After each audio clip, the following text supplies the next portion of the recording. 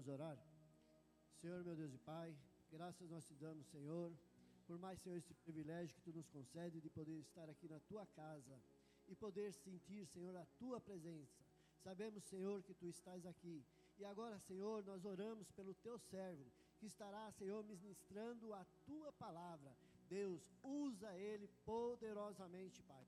Em nome de Jesus Cristo, Teu Filho amado, fala conosco, Pai. Traga uma mensagem aos nossos corações, conforta os corações. Seja feito, Senhor, a Tua vontade, Pai. Te peço, Senhor, no nome de Jesus Cristo, Teu Filho amado, e eu te agradeço. Amém, Senhor.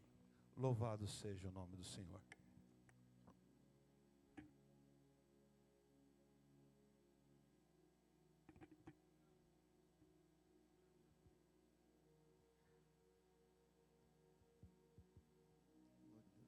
Glória a Deus. Meus irmãos, a paz do Senhor Jesus. Tocar? Meus irmãos, a paz do Senhor Jesus. Quem está feliz de estar na casa de Deus? Eu quero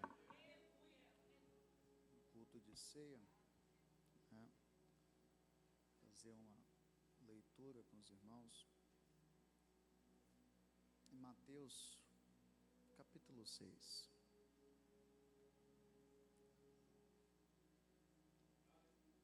Mateus capítulo 6.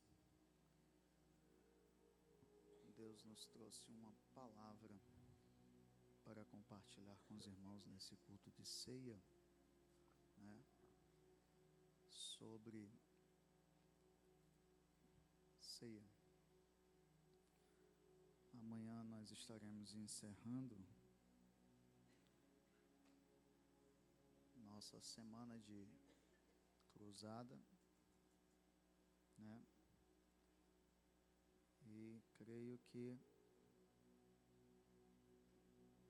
terá testemunhos a se contar do que Deus tem feito, né?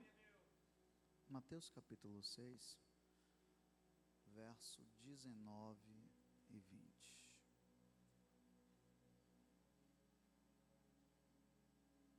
Gostaria que toda a igreja lesse juntamente comigo. 1, 2, 3. Não ajunteis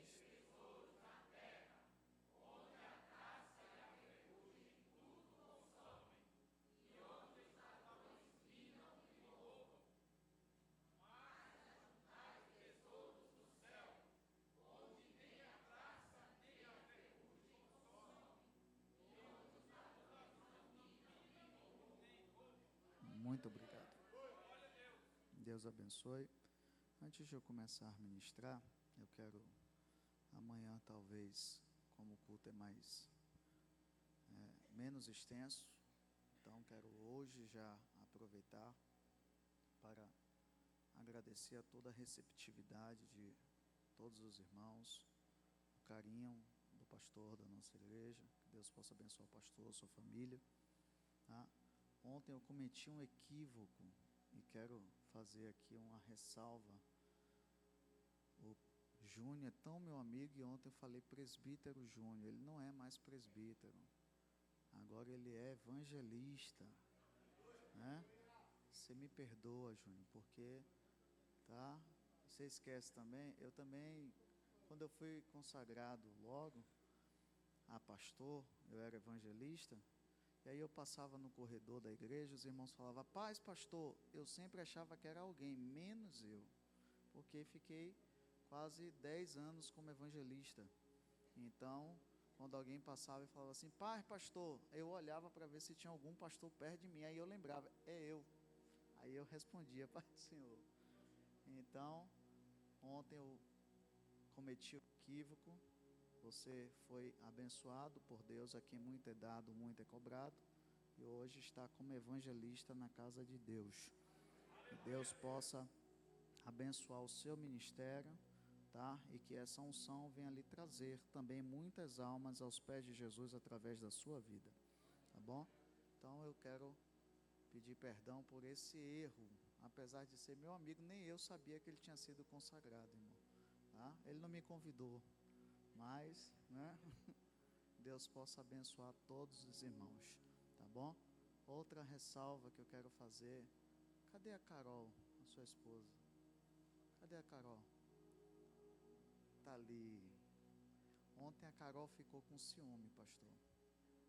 Porque eu falei que eu não perguntei nada da igreja, as pessoas mais próximas de mim, aí citei o senhor e citei só o Júnior, e a Rafa por ser família. A Rafa porque é família, o Júnior e o senhor por serem obreiros da casa de Deus. Aí na hora de eu sair, ela falou, seu amigo, Júnior, eu também te amo, Carol, tá? Você mora no meu coração, não paga aluguel, e quando você for na Bahia, lá eu faço você pagar uma acarajé com camarão para mim, tá bom? Tá ouvindo, né, Júnior? Então, Deus abençoe a todos de uma forma poderosa, tá? Quem veio ouvir a palavra de Deus? Amém. Só para eu saber, quem está aqui desde o primeiro dia da campanha?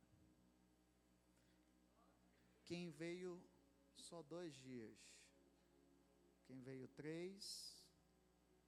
Quem não conseguiu vir nenhum, só está vindo hoje na ceia? São quantos dias? Hoje é o 6º, né?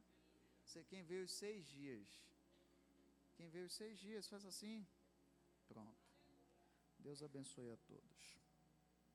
Deus trouxe uma palavra no meu coração e eu quero compartilhar com você.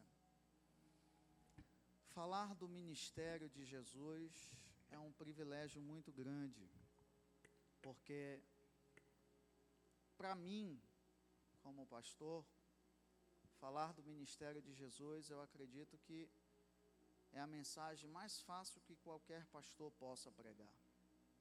Como também acredito que era fácil para os discípulos andar ao lado de Jesus. Por quê, pastor?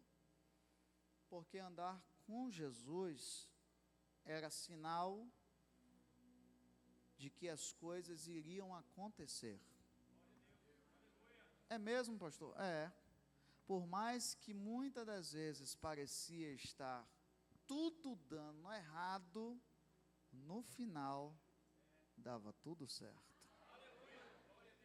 Um dia Jesus olhou para os discípulos e disse assim, olha, pegue o barco e atravessem para o outro lado, que eu vou orar. E eles pegaram um barquinho com muita obediência e vão para o outro lado. Mas no meio do caminho, a Bíblia vai dizer que veio um vento contrário. E o mar ficou revolto. E de repente eles vão ficando apavorados. Eu imagino, aí é uma fé minha, que Jesus olha e diz assim, eles vão se assustar sozinhos. Parece crianças, quando são lançados em algum lugar, aí vem Jesus andando por cima das águas. Aí um olha e diz assim, parece um fantasma. Aí Jesus grita de longe dizendo, não temas, sou eu. Aí Pedro olha e diz assim, se é o Senhor, manda que eu vá até o Senhor. Ele diz assim, venha. Eu imagino Jesus dizendo assim, parando e não chegando até o barco, dizendo, Pedro, então venha até a mim. E aí Pedro vai ter uma das maiores experiências como alguém que serve a Deus. Pedro desce do barco e uma água se torna solúvel. Uma água que está líquida se torna sólida. E ele pisa. E quando ele percebe que o pé não afunda, ele olha para Jesus, Jesus está dizendo, venha. Enquanto ele está olhando para Jesus, ele está andando. Vou repetir isso aqui para você entender. Enquanto ele está com os olhos fitos em Jesus, ele está andando, mas de repente quando ele para de olhar para Jesus e começa a olhar aquela imensidão de água, eu imagino ele dizendo assim, eu não era nem para estar aqui, aí ele começa a afundar e Jesus olha para ele e diz assim, homem de pouca fé. Jesus está dando uma grande lição para mim e para você, e eu já vou começar assim, quando você tira os olhos de Jesus, a tendência é você afundar, quando você tira os olhos de Jesus, a tendência é você parar, mas enquanto o seu olhar estiver fito em Jesus, Ele vai fazer você viver coisas que você nunca viveu, e experimentar coisas que você nunca experimentou. Aleluia!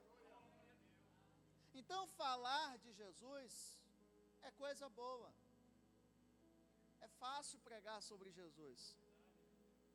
Se a gente falar só sobre os milagres de Jesus, pastor, acho que a gente prega uns 3 anos. Eu estou tentando terminar Apocalipse, não cheguei nem no 18 ontem, só a primeira parte. Então, falar do ministério de Jesus é uma das coisas mais maravilhosas que tem.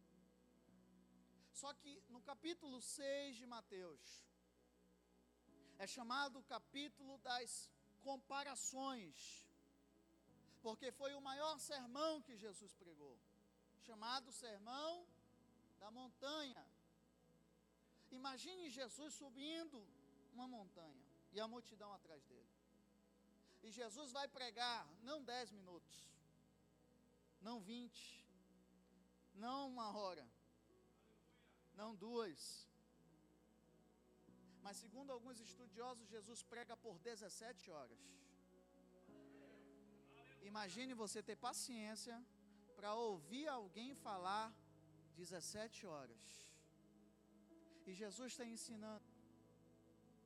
Esse capítulo é chamado capítulo das comparações. Jesus vai falar sobre os 2 tipos de senhores, que não tem como servir a um e servir a outro.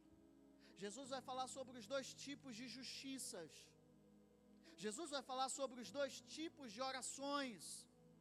Porque Jesus vai dizer assim, ó, não façam como os escribas e fariseus, que oram em praça pública só para mostrarem uma santidade que não tem. Não façam nada só simplesmente para se exibir diante do povo uma santidade que você não tem. Aí Jesus, nesse mesmo capítulo, vai dar um conselho dizendo assim, quando quiseres orar, entra no teu quarto, fecha a tua porta e fala em secreto com o teu pai, que em secreto vai te ouvir, mas em público vai se revelar o quanto ele é grande para você. Jesus está ensinando muitas coisas nesse capítulo 6. É o livro das comparações. Jesus vai falar sobre os 2 tipos de jejum. Jesus vai falar sobre a diferença entre luz e trevas. E eu gosto disso aqui porque quando a gente pega todo o capítulo 6 para separar por item, Jesus vai nos ensinar uma grande coisa, e eu acho isso aqui muito, muito válido, porque estamos vivendo uma época, onde chegamos na igreja, e só queremos ouvir o pastor, o pregador dizendo assim, olha, Deus está abrindo uma porta para você, olha, Deus está te entregando uma chave de carro, de casa, e as pessoas vão, oh, eu recebo, aí Jesus olha e diz assim, o que eu tenho para vocês é porta fechada. Mas pastor, porta fechada? É. Porém tem um grande segredo, o importante é quem está do lado de dentro da porta com você.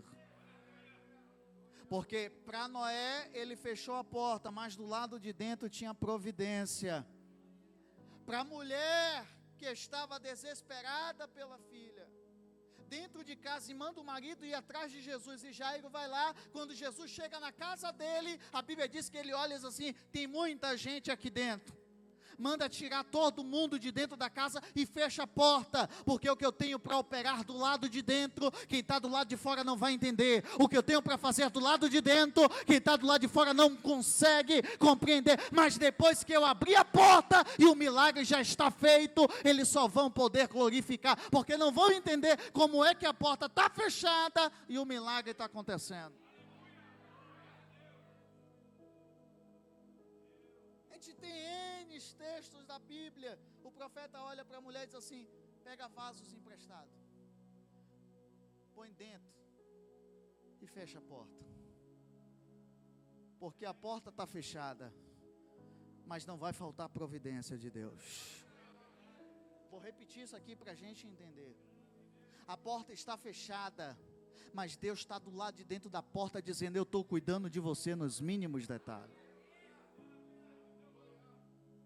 Então, esse texto aqui vai falar sobre as comparações.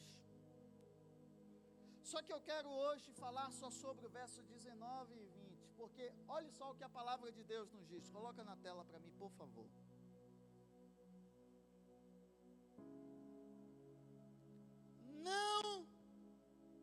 ajunteis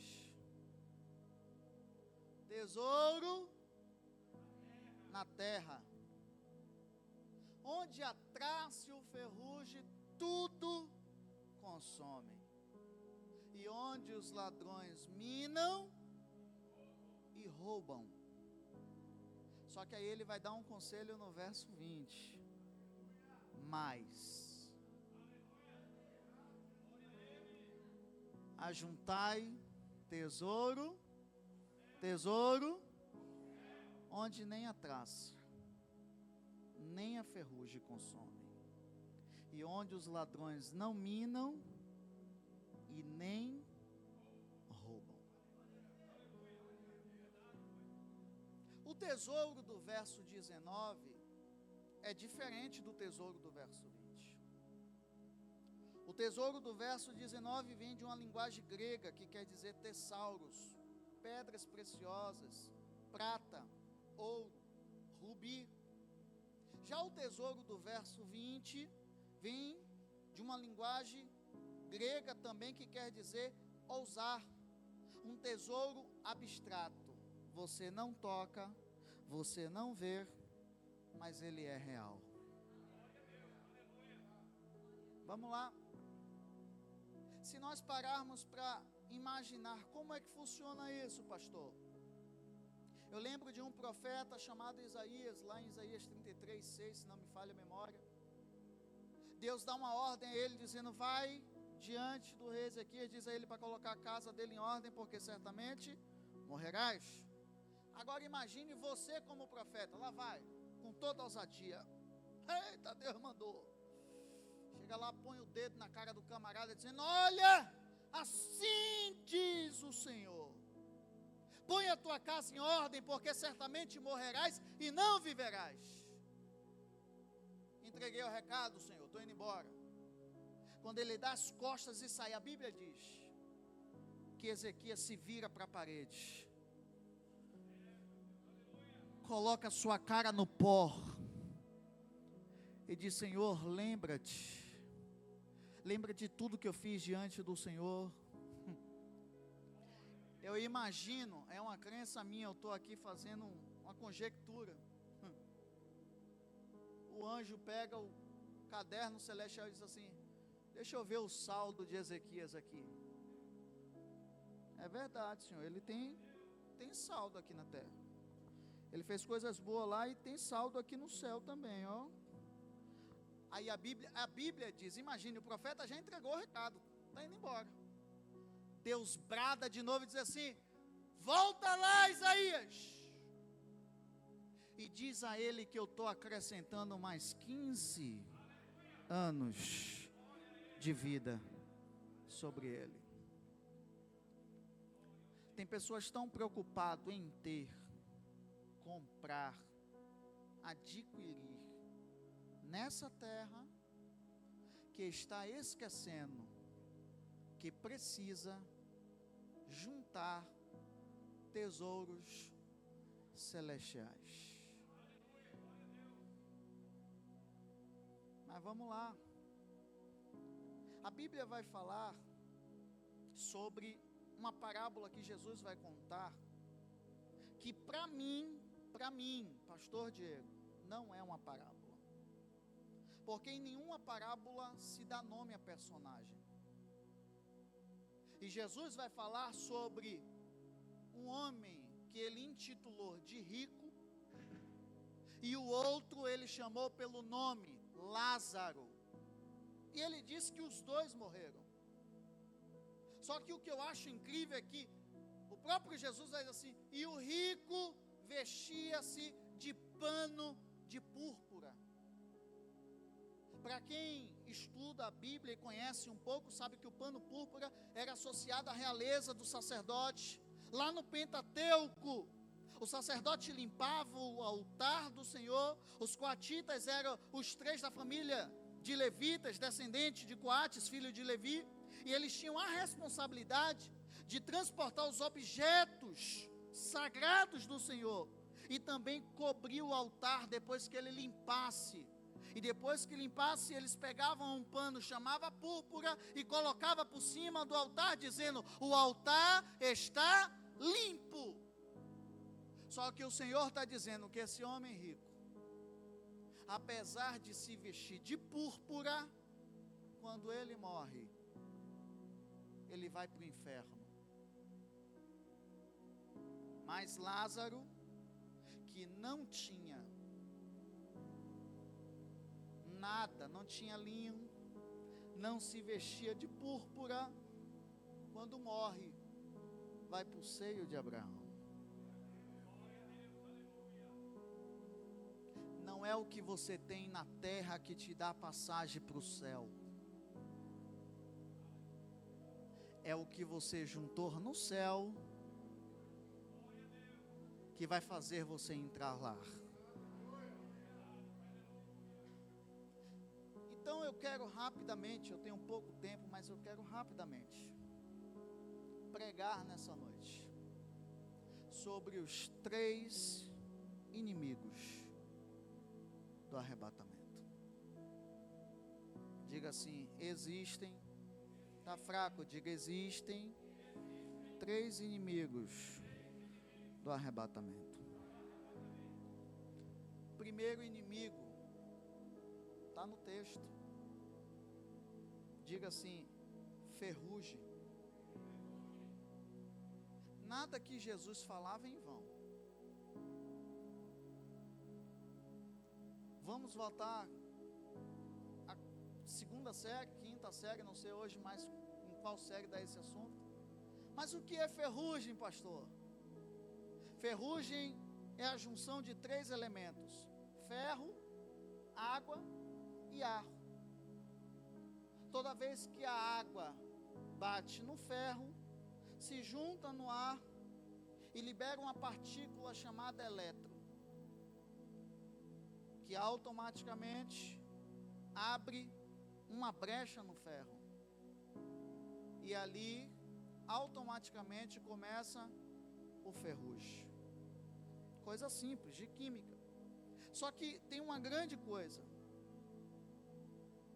Todo material que começa a enferrujar, a primeira coisa que lhe acontece, pastor Samuel, é que o metal perde o brilho.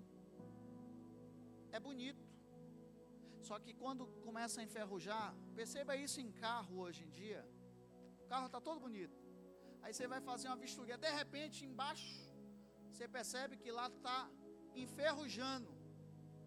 A cor do ferrugem não é o mesmo do restante do veículo, porque naquele pedaço perdeu o brilho.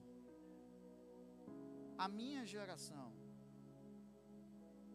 tem vivido dentro da igreja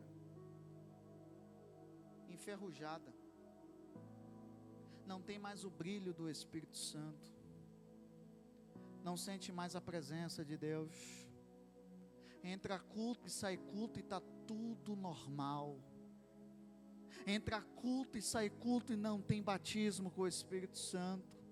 Entra culto e sai culto e nada muda dentro da casa. Entra culto e sai culto e filho não é liberto. Entra culto e sai culto. E de quem a culpa? É do pastor que não prega bem.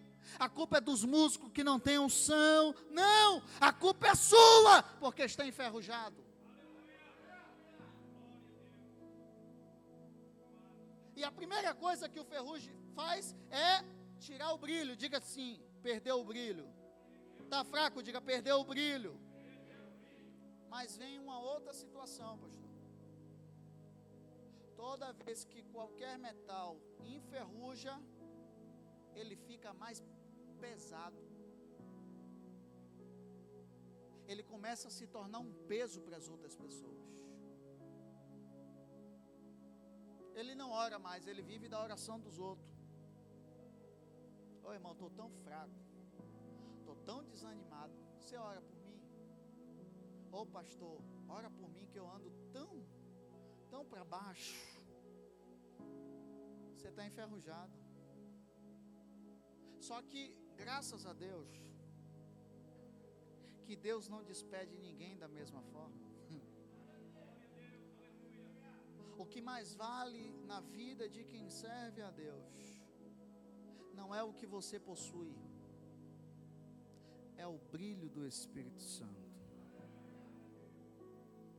A Bíblia vai dizer que Deus fala com Ezequiel, dizendo: Ezequiel, você vai ver lá em Ezequiel 24, se não me falha a memória. Ezequiel, pega uma panela, e a Bíblia diz que Ezequiel vai pegar a panela, e a panela estava enferrujada. Ele diz assim: pega a lenha, faz fogo, e coloca a panela sobre o fogo. Lá vai Ezequiel subindo as montanhas, catando lenha. Ele volta, faz o fogo, pega a panela enferrujada e coloca sobre o fogo. E a Bíblia diz que aquela panela fica no fogo até que o fogo se apaga. E aí Ezequiel olha para o Senhor e diz assim: Senhor, o fogo acabou, e o ferrugem não saiu. E o Senhor repreendeu Ezequiel dizendo assim: esse é o problema dessa geração, deixa o fogo apagar e continua enferrujado. Pega mais lenha, pega mais fogo, pega mais lenha, pega mais fogo, e coloca de novo a panela sobre o fogo, até que o ferrugem se consuma. E a Bíblia diz que Ezequiel novamente faz uma fogueira e coloca a panela sobre o fogo. Só que vem o seguinte: toda vez que o fogo ia baixando, ele ia colocando mais lenha, e o fogo acendia de novo. E a Bíblia diz: depois de 3 dias sobre o fogo, a panela começou a consumir o ferrugem. Não tem ferrugem que resista ao fogo do Espírito Santo de Deus. Enquanto tem fogo no altar, o ferrugem vai ter que bater em retirada. Aleluia! Só que agora estamos vivendo na época do inox, aonde a panela não enferruja mais. Inventaram um produto que eu acho muito fantástico, se chama cromos, aonde reveste a panela, pode vir água, pode vir fogo, pode vir vento, ela só precisa de vez em quando arear. Pega a bucha, pega o bombril, aí um monte de irmã entende desse assunto, ó. Pega o sabão, tem algumas que quando gruda mesmo tem que botar um pouquinho, uma mistura, um bicarbonato, um vinagre, mas é só pegar o bombril e a bucha e esfregar, e esfrega, toda a sujeira sai, e a panela volta a brilhar de novo. O Senhor está te dizendo: nessa noite eu vou te revestir do cromo do Espírito Santo. Essa noite você vai sair daqui revestido do cromo do Espírito Santo. Vai vir água, vai vir fogo, vai vir fofoca, vai vir contenda, vai vir levante, vai vir tudo isso, mas você vai estar revestido. Aleluia. Ferrugem, primeiro inimigo do arrebatamento. Eu lembro que lá em Salvador, certa feita, na minha época, os pregadores gostavam de usar maleta de pregador. Tinha umas maletas de prata, pastor. Só quem tinha aquilo ali era pregador importante. E nós tínhamos um grupo de pregadores, eu, Timóteo, Nildo, Marcelo, o Vitor, Anderson, Jefferson Guedes, e cada um pregava em uma igreja. Só que quando terminava o culto, a gente se reunia tudo na casa do Júnior, para orar. E geralmente a gente perguntava assim, ó, quem recebeu a oferta? Aí um dizia assim, eu recebi R$10, 20. A gente juntava as ofertas para comprar pão, mortandela, refrigerante, para tomar café. E depois que a gente comia, Júnior morava numa casa onde ele tinha uma laje grande, depois da casa. E ali era o nosso ponto de oração. Aí a gente orava até a hora que queria. Os que iam trabalhar no outro dia oravam até meia-noite, ia para casa dormir. Os que não trabalhavam, oravam até 2, 3, 4, 5 horas da manhã, amanheceu o dia. No outro dia estava meio mundo de homem dormindo na sala do Júnior. A vozinha dele, que tinha na época 78 anos, saía assim no meio da gente. Oh, esses meninos oram demais. E aí passava no meio da gente, ia para a cozinha, voltava. E a gente tinha liberdade. E o Júnior foi o primeiro pregador que o pastor deu a ele uma maleta de prata. Ô irmão, era a coisa mais linda. E o Júnior saía com aquela maleta. Quando chegava na igreja, abria aquele negócio bonito. Lá dentro só tinha a Bíblia. Mas o importante era andar com a maleta. Aí um dos cultos que ele foi pregar, ele ganhou um relógio de presente. Não era original. Era um relógio que imitava um Rolex. Falso, mas bonitinho. E o Júnior se arrumava todo, botava o relógio Rolex. Pegava a maleta e saía. Aí um dia, a gente resolveu, porque a gente era assim, se eu não tivesse onde pregar, eu acompanhava o senhor que ia pregar. Então a gente não tinha essa vaidade que tem hoje em dia, porque tem pregador que fica torcendo para o outro pregar mal, para ele vir no outro dia pregar melhor, para as pessoas gostarem mais dele, achando que isso é alguma coisa, não sabendo ele que a palavra não é minha, a palavra não é sua, a palavra é de Deus. Deus usa quem quer, no dia que quer, a hora que quer, do jeito que ele quer, porque Deus é assim. Aleluia. E aí a gente, nesse dia, resolveu todo mundo acompanhar o Júnior, só ele tinha agenda. Aí a gente, nesse dia, até brincou, falou assim: Júnior, hoje você está parecendo o bispo Edir Macedo, só tu na frente e um monte de segurança atrás. Lá vai o Júnior com a maletinha dele na frente, e a gente atrás. Daqui a pouco, Tiago, pulou um rapaz do beco assim na frente do Júnior, e a gente estava numa distância, a gente aqui, o Júnior na parede, e o rapaz pulou na frente dele com um revólver na mão, e disse assim: eu quero o que você tem.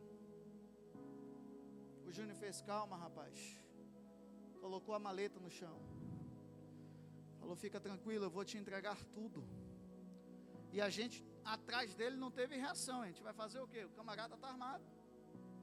E a gente só olhando, aí o Júnior começou a tirar o relógio. Quando ele estava tirando o relógio, o rapaz: você está fazendo o quê? Eu vou entregar tudo que eu tenho. Ele falou: não. Eu venho observando você há mais de 3 anos. Eu sei quem você é. Você não é aquele que trabalhava na biqueira, traficante? Ele disse: eu era, mas Jesus me libertou. Ele: eu sei, tem 3 anos que eu venho lhe observando. Tem 3 anos que eu venho acompanhando os seus passos, porque eu queria entender de fato como é esse negócio de ser crente, como é que alguém estava no mundo, um dia desse armado, traficando, e agora está andando todo bonito, de maleta, indo para a igreja. Ele disse: rapaz, Jesus faz essas coisas, mas você quer me roubar nessa noite? Ele disse: não, eu não quero nada seu, eu não quero seu relógio, eu não quero maleta, eu quero essa unção que você tem, eu quero esse brilho que você tem. O inimigo não está preocupado com o carro que você tem, o inimigo não está preocupado com quanto dinheiro você tem. O inimigo quer roubar o brilho do Espírito Santo da tua vida, mas quem tem o brilho, aleluia, vive diferente, anda diferente. E aquele jovem colocou a arma no chão, dobrou o joelho, e a gente orou por ele, levamos ele para o culto, e hoje está lá em Salvador um obreiro da Igreja Batista, porque através do brilho do Espírito Santo, Deus vai salvar almas. Mas é isso que o diabo quer, enferrujar a igreja. Diga assim: o primeiro inimigo do arrebatamento. Diga assim: ferrugem. Diga assim: o segundo inimigo do arrebatamento. Diga assim: traças. Se a gente for estudar, pesquisar, existe mais de 10.000 tipos de traça. Mas existe uma que é específica. Ela dá na roupa. Já pegou aquela roupa que você comprou nova, colocou no guarda-roupa e disse assim: só vou usar numa ocasião especial. Deixa lá guardar. Passa um tempo, você vai lá no guarda-roupa, pega aquela roupa que você guardou para uma ocasião especial. Você vai lá e veste, todo se achando. Alguém vem de lá, com o dedo indicador, e fala: essa blusa está furada. Aí você olha e diz: é nova, aonde? Aí de repente você vê lá um furo pequenininho, parece insignificante. Foi a traça que foi lá e comeu um pedaço da blusa. Jesus, quando olha, coloca para mim Tiago, capítulo 5. Hoje eu estou pregando bem tranquilo, para vocês entenderem. Tiago, capítulo 5, verso 1 e 2. Olha só o que a Bíblia diz. Ouçam agora, vocês, ricos, chorem e lamentem-se por causa das desgraças que virão sobre vós. A riqueza de vocês apodreceu, e as traças corroeram as suas roupas. Quando a Bíblia fala de vestes e fala das traças, está falando de santidade. Deixa eu contar algo para vocês. Certa feita, o rei Salomão resolveu saber como era confeccionado o vinho que chegava em sua mesa. E ele olha para um dos seus súditos, seus servos, e diz assim: traz-me uma roupa de pastor de ovelha. E o servo traz, ele veste a roupa. E a Bíblia diz que ele desce do seu trono. E quando ele desce, que ele passa pelas cortinas, ele olha e ele vê 7 torres, 7 trombetas, 7 atalaias. E ele olha e fica admirado, dizendo: como eu, rei, não sei da existência disso. Só que ele vai descendo, e a Bíblia diz que de repente ele avista uma moça. E a moça está malhando a uva. E ele para e começa a observá-la, e ela olha para ele. Quando ela percebe que ela está sendo olhada por ele, ela diz assim: não olheis por eu ser morena. Você vai ver isso lá em Cantares de Salomão.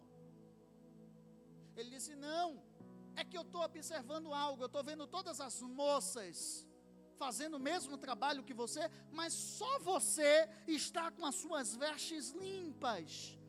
Ela disse: ô pastor de ovelha, aonde estão as suas ovelhas a essa hora, ao meio-dia? O senhor não sabe da promessa? A promessa é que a qualquer momento a trombeta vai tocar. E quando aquela trombeta tocar, é significado que o rei vai descer. Então todos os dias pela manhã eu vou no rio lagar e lavo as minhas vestes. Quando chega na hora do almoço, eu paro de almoçar e lavo as minhas vestes. À noite eu chego em casa, a primeira coisa que eu faço é lavar as minhas vestes. Aí Salomão sai de perto dela, volta para dentro do palácio, pega a caneta e o papel e vai escrever em Eclesiastes 9, dizendo: em todo tempo sejam alva as vossas vestes. O problema é que nós vivemos uma geração onde as pessoas não estão preocupadas com amanhã. Vivem como se não fossem morrer nunca. Existe um animal no sul da África chamado texugo. É o animal mais caçado do mundo, porque através da sua pele é confeccionados os casacos mais caros das atrizes, atores de Hollywood. Os animais, os caçadores saem com os cachorros ferozes E quando percebem mais ou menos aonde eles moram, solta os cachorros ferozes para correr atrás do texugo. O texugo só sai à noite para caçar, para comer. Durante o dia ele fica em casa. Só que ele é muito rápido, então os cachorros têm que ser muito ágil para conseguir pegar o texugo. E quando ele percebe os cachorros, eles conseguem se desviar rapidamente e voltam para a toca. Só que descobriram um segredo sobre o texugo. Quando os caçadores descobrem aonde é a casa deles, eles esperam ele sair para caçar à noite. O caçador pega um punhado de lama e joga na entrada da casa do texugo. E solta os cachorros para caçar. O texugo pode estar no meio de qualquer lugar. Quando ele percebe os cachorros, ele sai correndo e ele vai direto para casa. Mas quando ele vai chegar em casa, que ele olha na porta e vê lama, ele baixa a cabeça, dá meia volta e volta andando em marcha lenta, porque ele prefere se entregar à morte do que sujar as suas vestes. Ele prefere morrer do que sujar o que ele tem mais de precioso. Como estão suas vestes diante de Deus? Hoje é um culto de ceia. Como estão as suas vestes diante do altar de Deus? Está precisando lavar? Hoje o sangue de Jesus está aqui para lavar as suas vestes.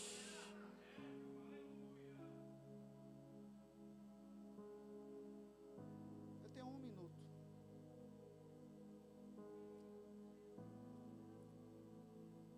E eu não vou me estender. Diga assim: o terceiro inimigo do arrebatamento. Diga assim: ladrões. O inimigo não veio senão para matar, roubar e destruir. Eu fico olhando hoje e eu não tenho mais paciência de ouvir algumas pregações. Antigamente, quando a gente é mais novo, a gente ligava, né? Na minha época, por exemplo, quem pregava muito tinha Gideões Missionário, Marco Feliciano, né? Aquela coisa toda. Hoje eu já não tenho mais paciência de ouvir pregadores. Por quê, pastor? Porque estão pregando um evangelho que não leva para o céu. Estão mais pregando e preocupados com as coisas momentâneas. Quer ver eu te dar um grande exemplo? Depois que eu contei aqui naquele dia, de que Deus mandou dar o meu carro para uma obra de Deus, uma pessoa daqui me parou e falou assim: pastor, deixa eu te fazer uma pergunta. Eu falei: faça. Deus mandou o senhor dar o carro, não foi? Foi. E o senhor hoje tem carro? Eu falei: não. E o senhor tem dinheiro para comprar outro carro? Eu falei: também não. O senhor tem nome para tirar outro carro? Eu falei: também não tem não. O senhor não acha que foi exagero, não?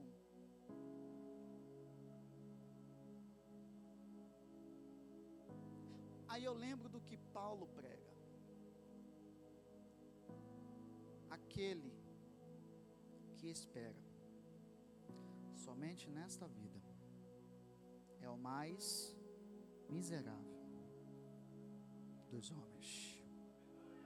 Aí Paulo também vai dizer em Coríntios, dizendo: aquele que tem é como se não tivesse, para que a glória não seja sua, mas tudo que você tem é de Deus.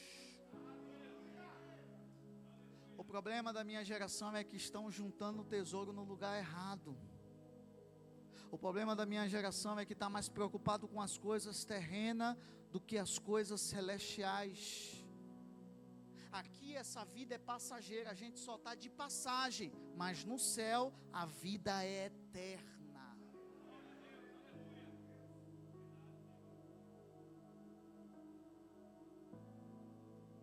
Aí essa pessoa não satisfeita me mandou uma mensagem no Instagram. Eu relutei para responder, dizendo: pastor, eu não vejo o evangelho como o senhor vê. Deixa eu contar algo aqui para vocês. Eu vim falando hoje com o Márcio no carro quando a gente veio, não foi, Márcio? O ano passado eu fiquei em casa só no máximo 60 dias, 300 dias do ano eu estava viajando, pregando. A gente já visitou alguns lugares da Bahia que carro não chega. Que eu cheguei numa cidade para pregar e falaram: pastor, a gente tem que sair daqui 6 horas. Eu falei: tudo bom. 6 horas eu cheguei, todo assim, todo arrumadão, bonito.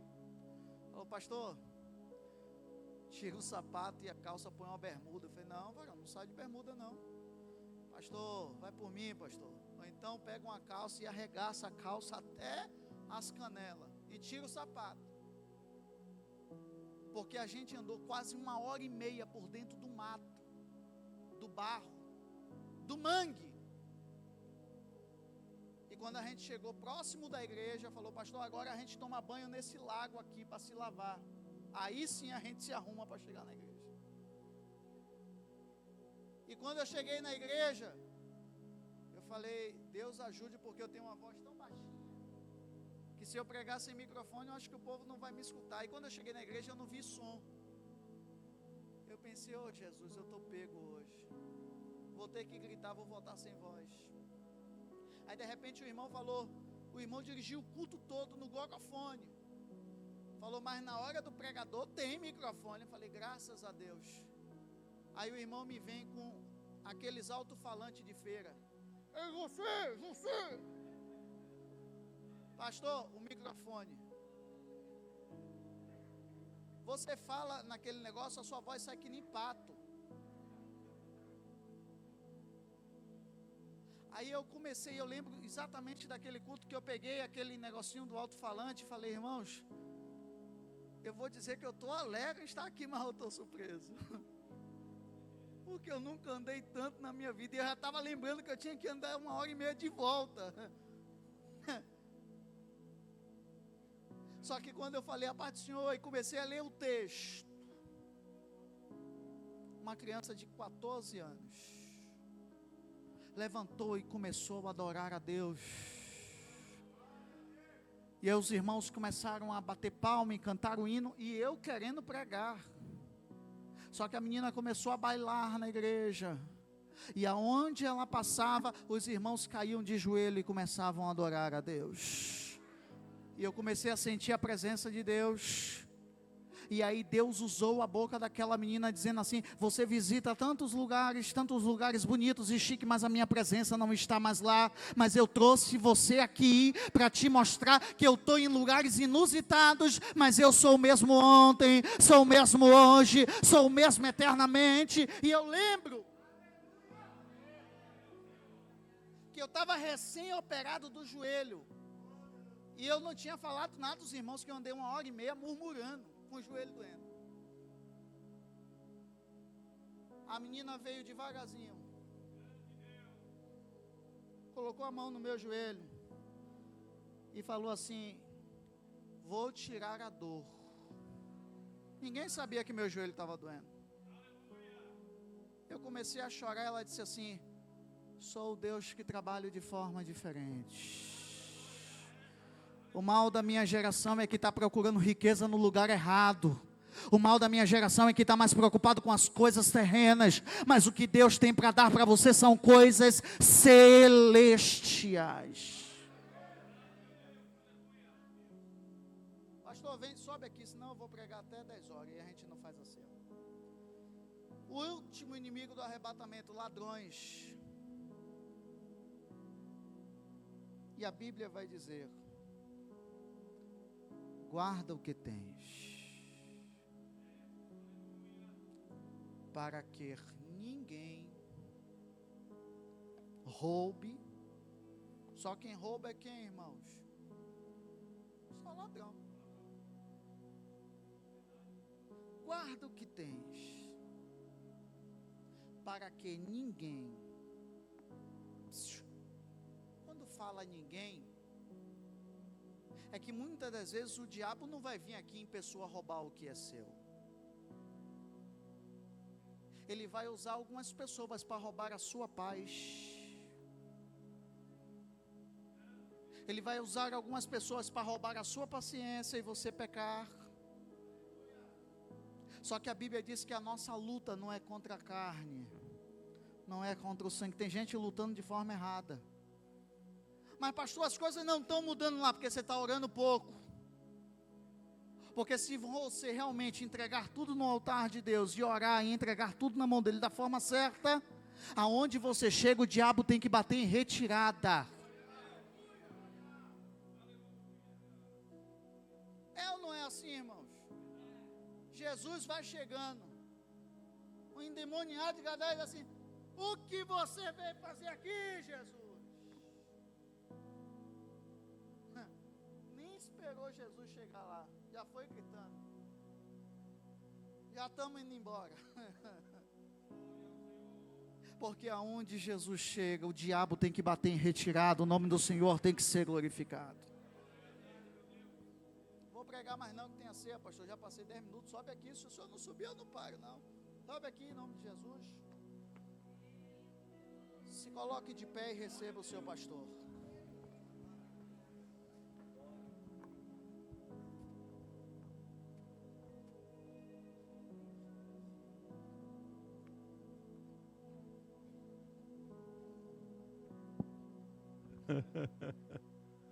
Curve a vossa cabeça. Faça essa oração comigo. Jesus, eu quero riqueza do céu. Jesus, eu quero riqueza dos céus. Jesus, eu quero riqueza do céu. Me ajude, Pai. Eu preciso da Tua graça. Eu preciso do Teu Santo Espírito para juntar riquezas nos céus. Eu te peço isso em nome de Jesus. Podeis tomar o vosso assento.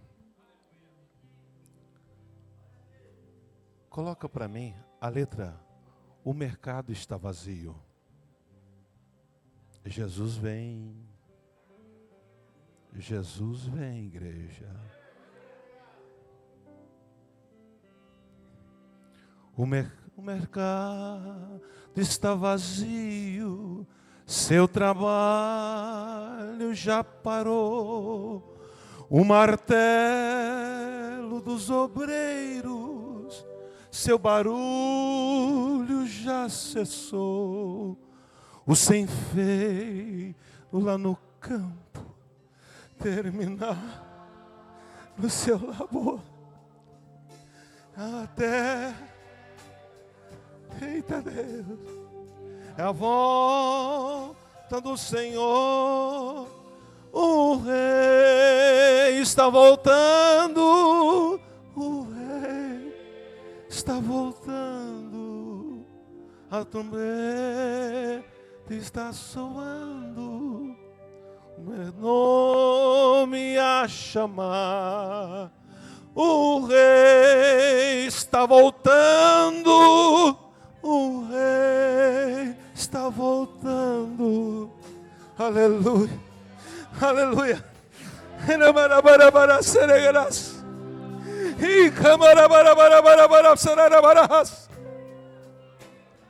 Oh, as ruas e quarteirões, aviões sem seus pilotos voam pra destruição. A cidade está deserta, sua agitação parou. Surge a última uma notícia: Jesus Cristo já voltou.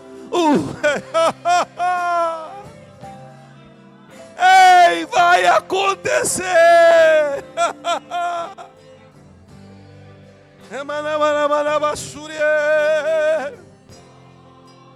E a chamar, o rei está voltando, o rei está voltando, aleluia. É verdade. Com a multidão subindo, ouço o cor celestial. O céu está se abrindo num bem-vindo sem igual, com o som de muitas águas nós ouvimos entoar aleluia ao Cordeiro. Nós chegamos para lá. Sim, o rei. É a igreja, ele está voltando. Mamandarabacoiébia está voltando. O meu nome é a chamar. O rei está voltando. O rei está voltando. Aleluia. Ele vem me buscar. É, igreja, ele vem, ele vem, ele vem, ele vem, ele vem, igreja, ele vem. Eita Deus, jovem, levante a cabeça, jovem, por favor. Você está aceitando Jesus? Estou entregando minha alma para Deus, Senhor. É. O Espírito Santo diz ao meu coração para dizer para você: por 4 vezes a sua sepultura foi fechada. Porque o Senhor Jesus, teu encontro com você vai mudar a sua vida. Eita Deus amado. Hã?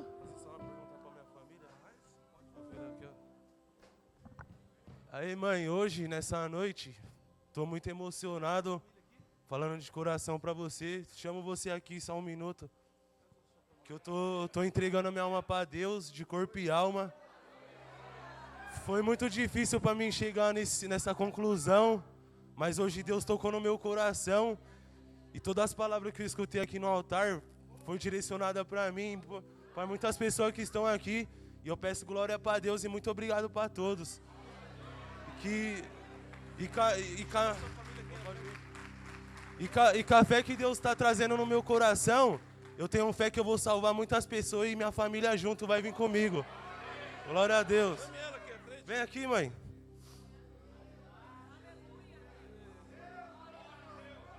Espírito de Deus. Mãe, dá um abraço no filho. Igreja, estende a mão. Espírito de Deus, escreva o nome dele no livro da vida. Santo de Israel, transforma a vida deste homem, desse rapaz, e que ele seja um pregoeiro da tua palavra neste século, Senhor amado, para a glória de Deus. E a igreja diz: eita Deus, o rei está voltando, o rei está voltando. Eita Deus, está soando o meu nome a chamar. Sim, o rei está voltando, o rei está voltando. Aleluia, ele vem me buscar.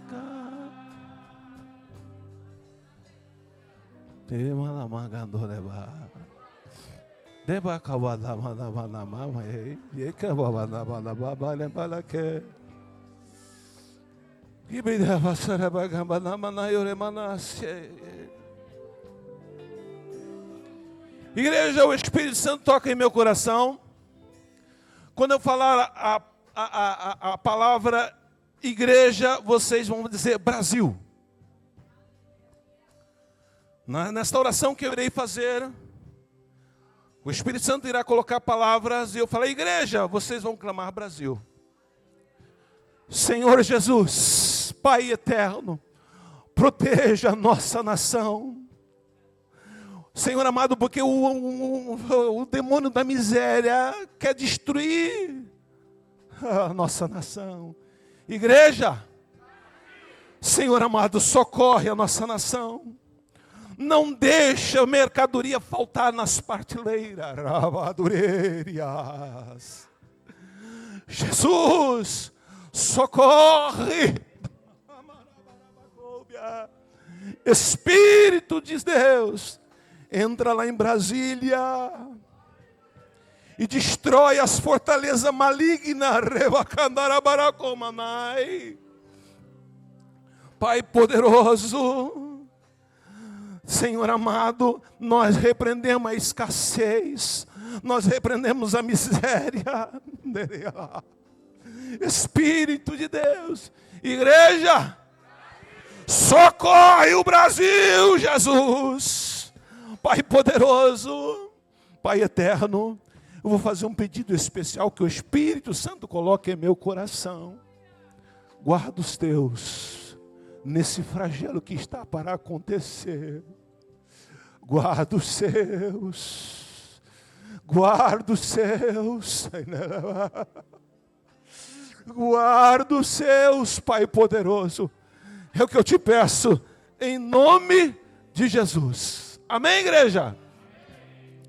E o rei está voltando, o rei está voltando, a trombeta está soando, o meu nome a chamar. O rei está voltando, o rei está voltando, aleluia, ele vem me buscar. Oh. Nós vamos agora entrar, vamos orar para o ritual da ceia. Só vai participar quem é batizado nas águas e está em comunhão com Deus. Alguém entre nós que tem dúvida, se a trombeta tocar agora, tem dúvida? Se tiver dúvida, vem à frente que eu estarei orando que Deus vai tirar essa dúvida. É muito sério o que eu estou dizendo. Tem, o Espírito Santo falou, diz que tem. Venha, venha e nós estaremos orando. Não tenha vergonha, porque o Espírito Santo vai te ajudar. Eita Deus.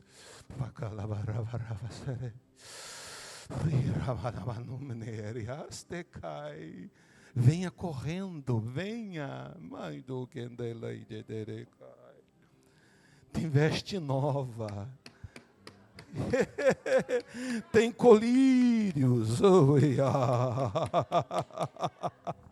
Tem veste nova, tem colírio. Tem mais gente, não é só essas. Não, tem mais, tem mais. Venha. Não se esconde pelo tempo que você tem, que está servindo a Deus. Ah, para de se enganar. Tu não ora como orava mais. Tu não sente mais a presença de Deus. Tu está no automático. Ei, não se engane. Deixa o Espírito Santo trabalhar na tua vida. A vez é a última oportunidade. Saia do teu lugar na autoridade do nome de Jesus.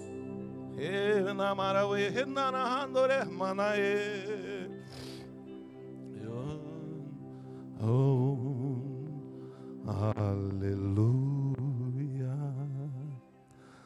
aleluia, eita Deus, aleluia, eita Deus, aleluia, aleluia. Espírito Santo, vai tocando. Deixa as máscaras cair, Espírito Santo.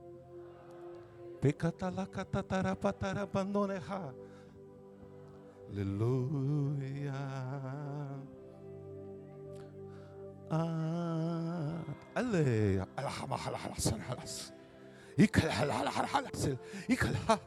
Aleluia. Eita.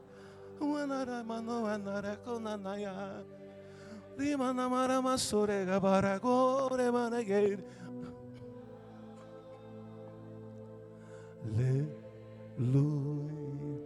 Jesus vai renovando agora o teu povo. Em línguas estranhas, vai renovando Jesus. Aleluia. Aleluia. Oh, aleluia. Oi, aleluia, aleluia, aleluia. Vem. É de graça, venha.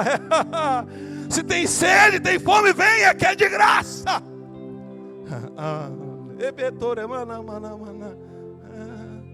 Aleluia.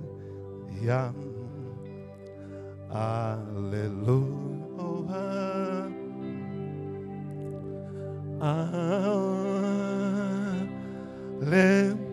Oh, aleluia. Eita, quanta unção, quanta glória neste lugar.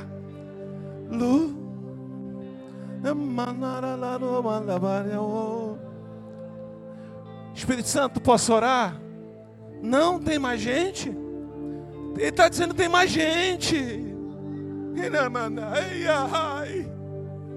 Ele acabou de falar que tem mais gente, igreja. Não entristeça o Espírito de Deus.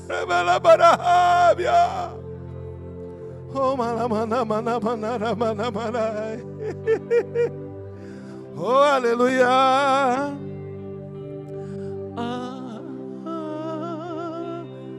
Eita Deus, eita Deus. Inamana mariri ara siri ara bara kendara bara arabas. Iri bara bara bara kendara bahara hamala hara hasara havia. Iri bara bara bara bara siri ara bara bara bara bara hara. Ikara bara bara bara bara sara hara hara hasara havia.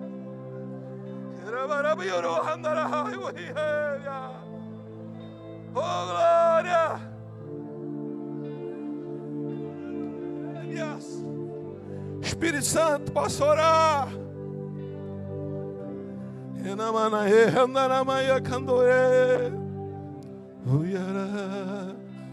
Tem mais gente, tem mais gente, tem mais gente.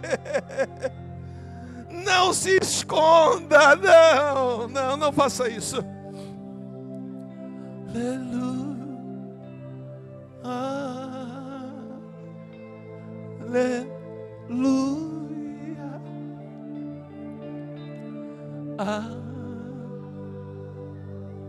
Aleluia.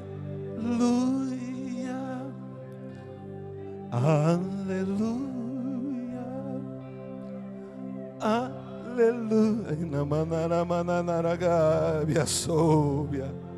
Eita, ele está na casa.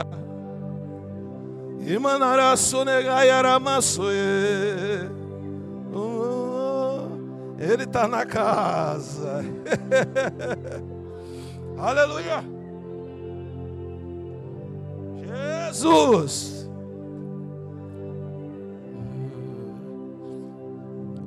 Pastor Diego, ora aqui no microfone que eu vou orar com imposição de mão lá embaixo. Oh Deus, Shemai, Decalaba. Estenda as mãos para cá, igreja.